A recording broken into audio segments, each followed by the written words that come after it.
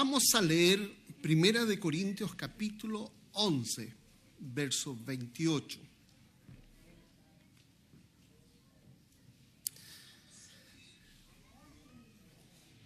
Estoy apareciendo, está... 1 Corintios capítulo 11, versículo 28. Y porque hoy día vamos a celebrar la Cena del Señor y voy a explicar este versículo, de qué se trata. Porque muchas veces leemos este versículo y la mayoría de las veces lo malentendemos y lo leemos supersticiosamente, ¿ya?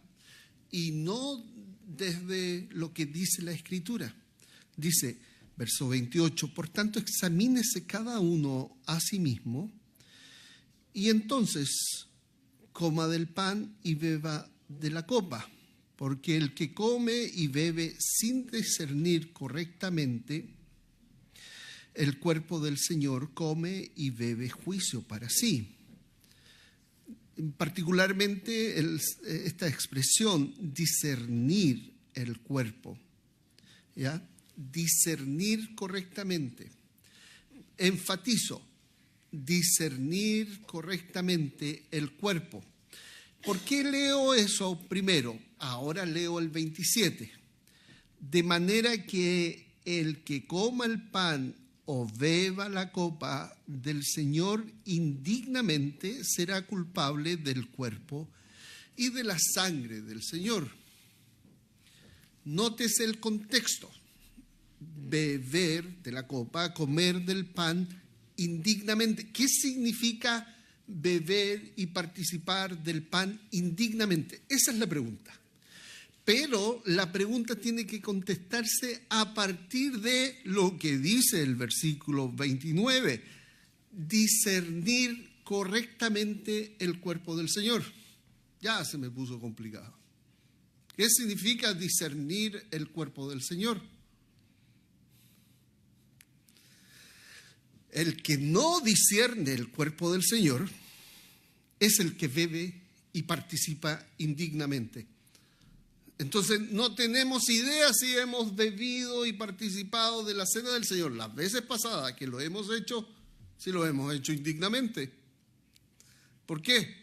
Porque no sabemos qué significa lo que aquí dice, discernir correctamente el cuerpo del Señor. Y entonces viene el católico y te dice, discernir el cuerpo del Señor es asumir que el pan o la hostia se transforma en el cuerpo y la copa se transforma en la sangre. Te dice el católico tratando de explicar este versículo. Y entonces, desde la superstición, evita por favor que la hostia se te pegue en el paladar.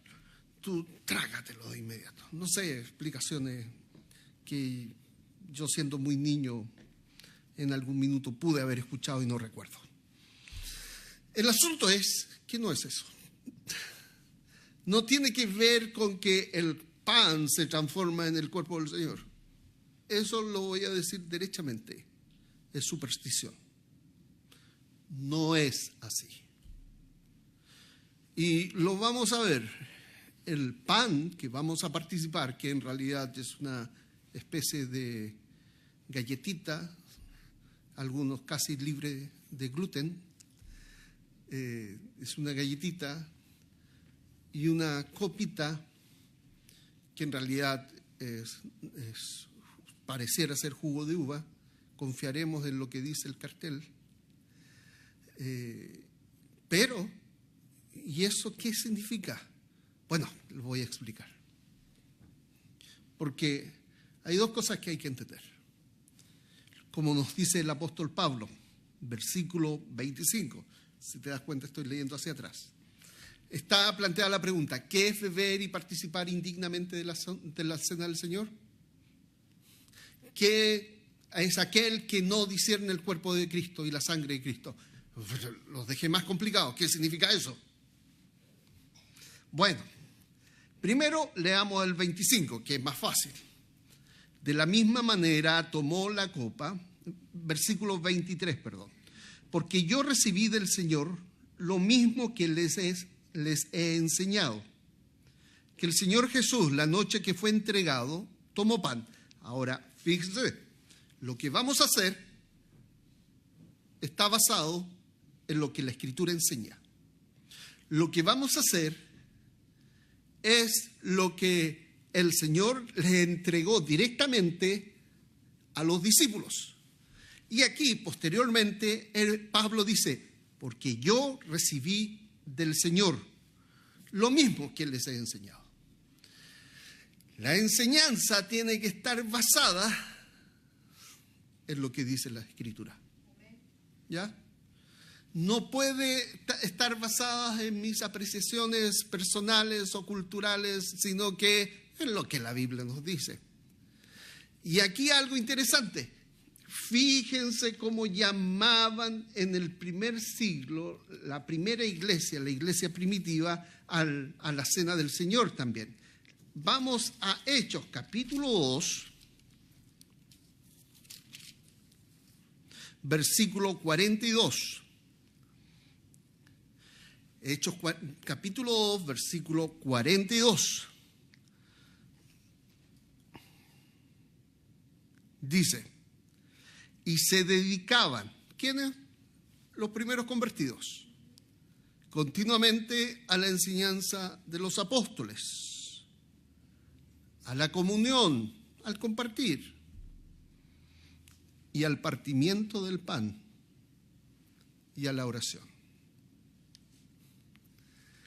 Esto no era una vez al año, ni siquiera una vez al mes, era que siempre que se juntaban, compartían las enseñanzas, compartían comunión unos con otros y participaban de lo que aquí llama partimiento del pan. ¿Y qué era eso? La cena del Señor. ¿Y qué más? Lo pone al mismo nivel y a la oración. O sea, teníamos un culto en el primer siglo con los hermanos recién convertidos que pensaban en su cabeza: vamos a tener adoración, oración, enseñanza y vamos a celebrar la cena del Señor. Eso era un culto en la iglesia primitiva. No importa si era el domingo, el lunes, el martes, el miércoles, el jueves, era estar juntos. ¿Por qué? Porque teníamos que anunciar. ¿Anunciar qué? Anunciar que hay un nuevo pacto en su sangre y lo vamos a hacer a través de participar del pan y de la copa. Y ellos anunciaban a través de este acto simbólico la realización del nuevo pacto que Cristo hizo a través de su sangre. Fíjense lo que acabo de decir. Celebrar la cena del Señor es anunciar que Dios hizo en Cristo un nuevo pacto. Fíjense, versículo 23, porque yo recibí, ya dejé claro que es el Señor que nos instruye. Lo mismo que he enseñado, que el Señor Jesús, y nótese que no dice Jesús, dice el Señor Jesús. Él tiene la autoridad, Él al quien tenemos que hacerle caso. La noche en que fue entregado, tomó pan y después de dar gracias lo partió y dijo: esto es mi cuerpo que es para ustedes, hagan esto en memoria de mí. De la misma manera tomó también la copa después de haber cenado diciendo: esta copa, nótese lo que dice, es el nuevo pacto en mi sangre. Hagan esto cuantas veces la beban en memoria de mí. Esta copa, como dije la vez pasada en alguna oportunidad, la Biblia nunca habla de el vino, habla de la copa. Aunque cuando hablamos de la copa, hablamos de la copa que está en el vino. Está claro. Pero es la copa. ¿Y por qué es eso? Algunos misioneros dicen que en algunas zonas del mundo no conocen la uva, entonces usan otro fruto para exprimir y recogen la misma metáfora en que así como la uva o esta otra fruta es exprimida para obtener la sangre, así Cristo fue exprimido. No importa si es vino o no vino, es la copa. Y la copa que vamos a participar es su sangre, símbolo de su sangre. ¿Sangre que habla de qué? De que hay un nuevo pacto. Y si hay un nuevo pacto es que hay un antiguo pacto. Otra forma de decir pacto es alianza, u otra forma también es decir testamento. Por eso nosotros tenemos el Antiguo Testamento, que se refiere al Antiguo Pacto, y el Nuevo Testamento o Nuevo Pacto. El Antiguo Pacto, vamos a verlo, Éxodo capítulo 24, lo leímos hace casi un mes acá. Éxodo 24, cuando Moisés, después de haber leído todo el libro y los mandatos al pueblo de Israel, le dicen: ustedes van a acceder a este acuerdo con Dios. E Israel dice: vamos a acceder. Versículo 1. Entonces Dios dijo a Moisés: sube hacia el Señor, de Éxodo 24. Y tú y Aarón, Nadab y Abiú, y 70 de los ancianos de Israel, y adorarán desde lejos. Sin embargo, Moisés se acercará solo al Señor. Ellos no se acercaron, ni el pueblo subirá con él. Versículo 3 del Éxodo 24. Moisés vino y contó al pueblo todas las palabras del Señor y todas las ordenanzas. Todo el pueblo respondió a una voz y dijo: haremos todas las palabras que el Señor ha dicho. Moisés está con el pueblo hablando de lo que Dios le dijo. Entonces el pueblo responde: vamos a hacer todo lo que el Señor ha dicho. Se están comprometiendo. Moisés, versículo 4, Moisés escribió todas las palabras del Señor. Levantándose muy de mañana, edificó un altar al pie del monte con 12 columnas por las 12 tribus de Israel. Y envió jóvenes israelitas que ofrecieron holocaustos y sacrificios, y sacrificaron novillos como ofrendas de paz al Señor. Sacrificio de pacto, particularmente un sacrificio que se llama de paz. Moisés, versículo 6, tomó la mitad de la sangre y lo puso en vasijas, y la otra mitad de la sangre la roció sobre el altar. El altar representa la parte de Dios, por eso esparce la sangre sobre el altar. Luego tomó el libro del pacto y lo leyó a oídos del pueblo, y ellos dijeron: todo lo que el Señor ha dicho haremos y obedeceremos. Entonces Moisés tomó la sangre y la roció sobre el pueblo y dijo: esta es la sangre del pacto que el Señor ha hecho con ustedes, según todas estas palabras. Tomó la otra mitad de la sangre y roció sobre el pueblo. Roció sobre el altar y roció sobre el pueblo para decir: esta sangre es del pacto que Dios ha hecho con ustedes. Nótese cuán similar es cuando el Señor dice: esta copa es el nuevo pacto en mi sangre. Pero noten también que dice nuevo pacto. Ahora bien, ¿por qué digo que es un sacrificio de paz? Porque el texto dice que es un sacrificio de paz. ¿Por qué? Porque están haciendo la paz entre Dios e Israel y están estableciendo un pacto. Y una de las características que tenía un sacrificio de paz era que se comía. Acuérdense que durante un par de meses atrás les he estado diciendo de que hay dos tipos de sacrificios: los que se comen y los que no se comen. Y cuando se realiza un sacrificio de pacto, es de los que se comen. Es un sacrificio de paz que se comen. Leamos. Versículo 10. Y vinieron al Dios de Israel, de Éxodo 24, debajo de sus pies había como un embalsado de zafiro, tan claro como el mismo cielo. pero él no extendió su mano contra los príncipes de los israelitas. Ellos vieron a Dios y comieron y bebieron. Se sentaron a la mesa con Dios y bebieron y comieron. ¿De qué bebieron? ¿Qué comieron? Comieron del sacrificio de pacto. Y cuando ellos se sientan a la mesa es que están diciendo: hemos hecho un pacto con Dios, por eso comemos.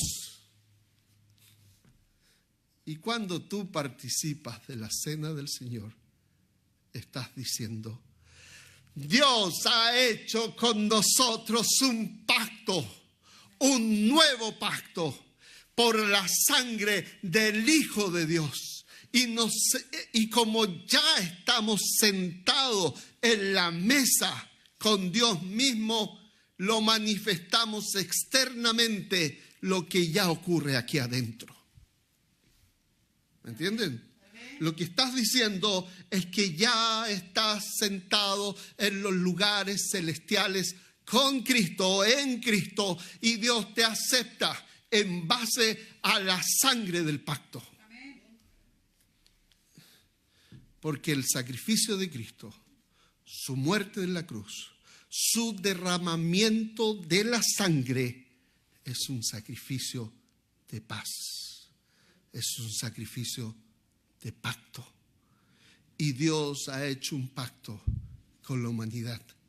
Y que todo aquel que cree que Jesús es el Cristo, que murió por sus pecados y que resucitó triunfante,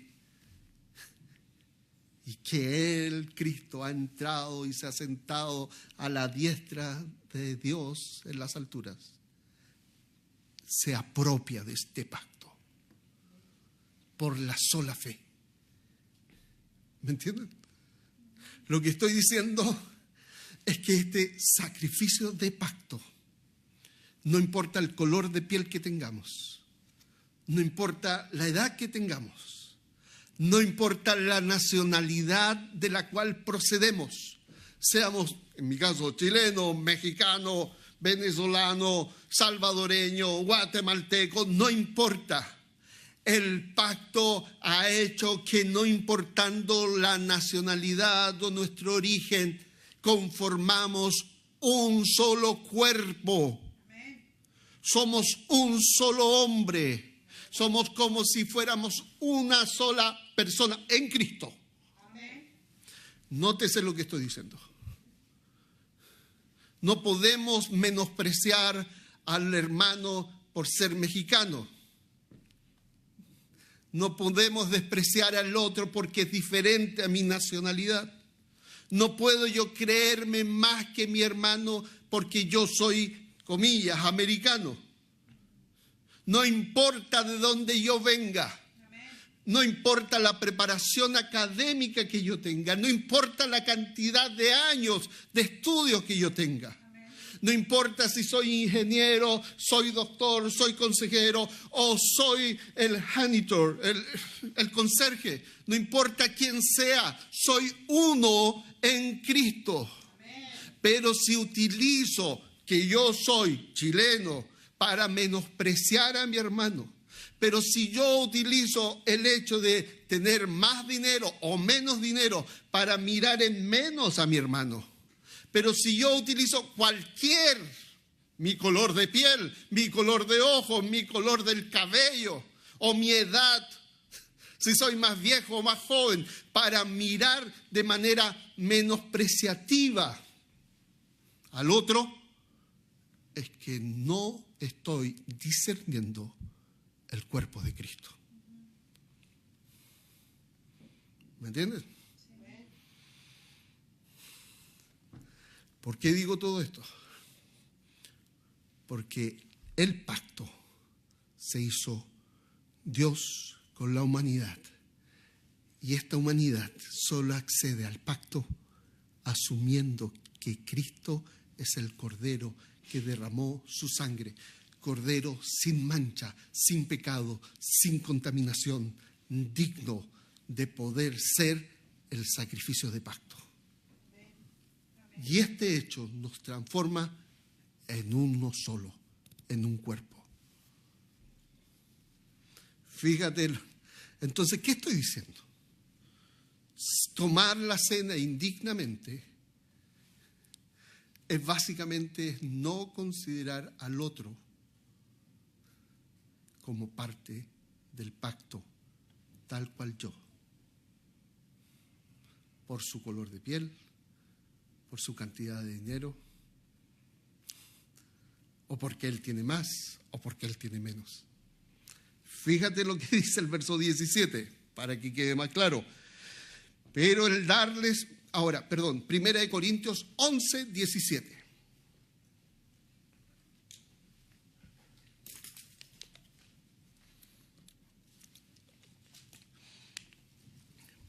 Primera de Corintios 11, 17. Pero el darles estas instrucciones no los alabo, porque no se congregan para lo bueno, sino para lo malo. Pues en primer lugar oigo que cuando se reúnen como iglesia hay divisiones entre ustedes, y en parte lo creo, porque es necesario que entre ustedes haya bandos a fin de que se manifiesten entre ustedes los que son aprobados. Versículo 20. Por tanto, cuando se reúnen, esto ya no es comer la cena del Señor, porque al comer cada uno toma primero su propia cena, y uno pasa hambre y otro se embriaga. ¿No tienen casa para comer y beber? ¿O desprecian la iglesia de Dios y avergüenzan a los que no tienen? Fíjense la clase de división. Yo, si tuviera dinero, oigo mi parte, como mi parte, y el que no trae, no come ni trae nada. Entonces yo me embriago y digo, ¿se embriagan en la iglesia? Y eso estaba mal. Pero lo que más mal estaba era menospreciar o avergonzar en razón del tener o no tener. Porque no asumían estos corintios que son un cuerpo. Porque hay dos metáforas acá cuando participamos del pan. Primero, el cuerpo de Cristo que fue clavado en la cruz, su sangre derramada como un hecho real. Pero a la vez, un segundo sentido del cuerpo de Cristo. El cuerpo de Cristo que somos nosotros. El cuerpo de Cristo que conformamos todos aquellos que somos parte del pacto, del nuevo pacto. Y eso es genial. Porque esta visión es políticamente incorrecta. Porque cuando tú vas y te haces ciudadano de una nación determinada, te hacen jurar por esa nación. Pero hay un pacto mayor que es superior a cualquier juramento de cualquier nación. Y el pacto mayor es el nuevo pacto. Amén. Y que no importa tu procedencia o tu estatus en este país, amén, si eres de Cristo, eres parte del pacto. Amén. Y que lo único que tenemos que decir, somos uno. Y este nuevo pacto es de mayor relevancia a cualquier otra alianza. Jeremías 31, hermanos. Este versículo también lo leí hace un tiempo. Y si ustedes están en la clase bíblica de la escuela dominical, básicamente les compartí el tema de hoy día, por escrito, casi todo el tema, si no decirlo todo y un poco más. Fíjense, 31. Cuando el Señor Jesucristo dice el nuevo pacto, se está refiriendo al cumplimiento de esta profecía. vienen días, declara el Señor, en que haré con la casa de Israel y con la casa de Judá un nuevo pacto. Y entonces el Señor Jesús dice, ¿te acuerdas de Jeremías 31:31? Que Dios prometió hacer un nuevo pacto. Bueno, mi sangre es el nuevo pacto. Y continúa, mi pacto que ellos rompieron, aunque fui un esposo para ellos, declara el Señor, porque este es el pacto que haré con la casa de Israel después de aquellos días, declara el Señor. Pondré mi ley dentro de ellos y sobre sus corazones la escribiré. Entonces yo seré su Dios y ellos serán mi pueblo. No tendrán que enseñar más a cada uno a su prójimo y cada cual a su hermano, diciendo, conoce al Señor, porque todos me conocerán, desde el más pequeño de ellos hasta el más grande, declara el Señor, pues perdonaré su maldad y no recordaré más sus pecados. Hermano, hermana, tu maldad ha sido perdonada. Delante de la presencia de Dios no hay recuerdo de tus pecados. Hermano, hermana, tú eres parte de lo que Él aquí llama en el versículo 33 al final, mi pueblo. Somos el pueblo de Dios. Comer indignamente la cena del Señor es no discernir que somos un cuerpo, que el hermano o hermana, por pobre o por rico que sea, pertenece al mismo cuerpo, que somos partes del mismo pueblo, el que Dios llama mi pueblo. Pero algo interesante, hermanos, que debemos considerar. Mi hermana Sarita me dice hace un tiempo atrás, yo soy sobreviviente del cáncer. Amén. Amén. Una de las características del cáncer es que la célula cancerígena empieza a crecer y multiplicarse sin considerar al cuerpo. Nuestras células están en coordinación con el cuerpo entero y se van intercambiando. Dice, es tiempo de renovarte y van intercambiando. Pero el cáncer dice, no, yo me quedo. Y lo otro, parte del cuerpo está diciendo, pero tienes que irte. No, yo me quedo. Y empieza a multiplicarse y a crecer, sin conexión con el cuerpo. El cáncer no reconoce ni se somete al cuerpo. Una de las características principales del cáncer es que no se somete al cuerpo. Él hace como él quiere y no le da cuenta a nadie. Bueno, hermanos, tenemos que someternos unos a otros. ¿Para qué se meten en mi vida? Eso es un cáncer. Todos tenemos que someternos primero a las Escrituras. Y las Escrituras nos dice, sométanse unos a otros. Hermanos, si tú ves que yo he pecado, confróntame. Pero te tengo que decir, si eres parte del cuerpo, si tú has pecado, déjate confrontar.